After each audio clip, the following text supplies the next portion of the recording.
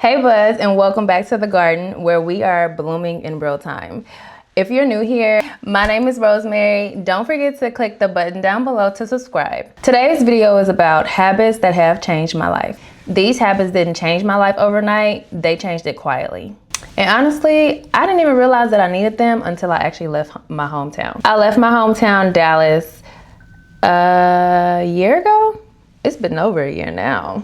Over a year now. And when you do things like that, big, impactful things like that, your life looks different than the people you grew up with. And it's not that it's a bad thing or a good thing. It's just very different. So I'm gonna put that out there. It looks very different, right? And because of that, the habits that I had and that support had to change as well. Okay, so let's get into the habits. So habit number one looks like choosing connection without escaping to go and cope with things. When I say that, I mean reaching out to my friends when I miss them instead of going to the bar and hanging out and trying to catch a little happy hour type of vibe. Because when I was back in Dallas, that was my go-to. It was like, hey girl, what you doing? Let's go hang out and kick it and catch up. But now I actually have to be intentional. And when I mean intentional, I have to plan. I have to reach out to my girlfriend. I have to figure out what my schedule looks like and what their schedule looks like so that we can have that conversation, that much needed conversation. You know, sometimes you just want a good little kiki. You want a good little laugh. And also, when I had my apartment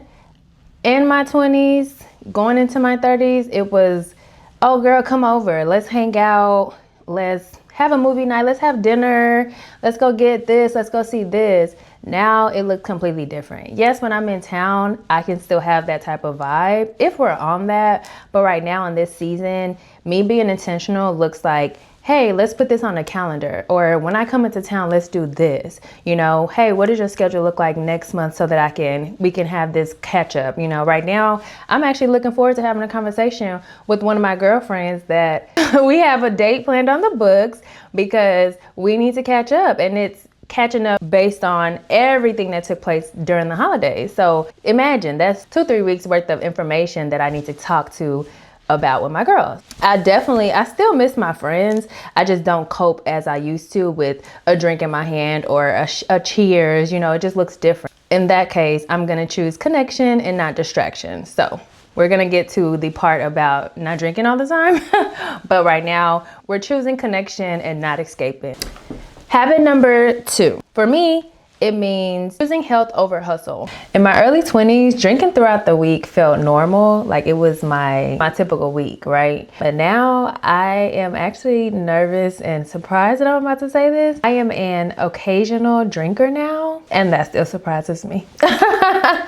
I found myself going outside Wednesday, Thursday, you know, Sunday fun day, and then now looking at my life after leaving and making those healthy changes, life looks completely different. So I can definitely consider myself to be an occasional drinker. You know, when it's someone's birthday or it's the holiday, you know. I mean, the holidays we did drink a little bit more. Not too bad, but let's just say we are not midweek drinking anymore. And instead of numbing the stress, we're actually making those healthy strides towards the goals that we have long term. I move my body every week. I move my body every day. I am constantly trying to get my steps in for sure. In the mornings, getting my walk in just so I can get my steps in. In the evenings, hitting the gym. We have an at-home gym now. So it's like, I have no excuses. But I'm definitely running there before I'm running to go have a shot, get a drink with somebody, grab the bottle, you know. So I would definitely suggest making that slight change, especially going from your 20s into your 30s, because health is wealth and it just makes more sense. I can no longer take as many shots as I could back in my 20s. Like, that's wild. I may try to keep up, but honey, I'm gonna be hurting in the morning. So that is not a thing, okay? So habit number 3, protecting my energy without explaining myself. I had to learn how to say no, and that aligns with setting boundaries for myself when it comes to my family, when it comes to work, when it comes to friends, you know.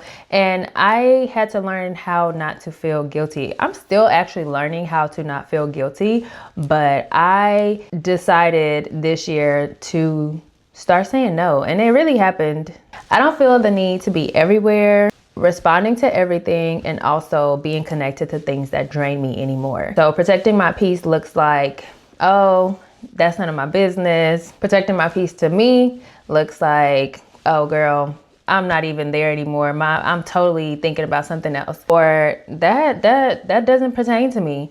And I don't have any space for that anymore. You know, it's okay to no longer be fulfilled with certain things that you used to kiki with and just in and be a part of. Because as you evolve and as you grow and you're longing to be someone else, you can't continue to drag that person with you. So it's definitely a bit of a shedding and letting go. So for me, I had to protect my peace with saying no to things, removing myself from my hometown was probably really, I honestly was nothing but God, but it was just my biggest blessing. Those boundaries alone brought me so much peace. OMG. And now I can finally see that.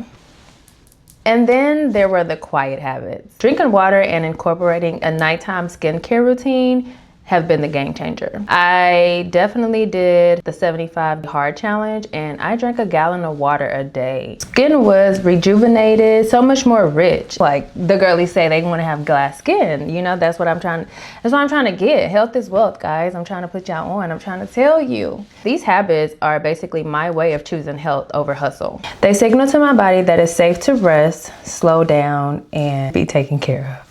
And maybe the biggest habit that I'm still learning is allowing myself to receive love gently.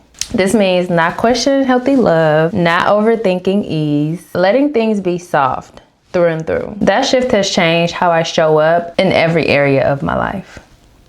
Now, there were some moments where, you know, I tried to revert back to who I was, but I said in this season, I'm dating intentionally, so it had to be different. And yes, part of me wanted to just curl up, but then a part of me was like, open arms. So I definitely suggest you embrace the season that you're in, especially if it's a really good one that you prayed about and you were actually hoping for. Why not? What's the worst that can happen?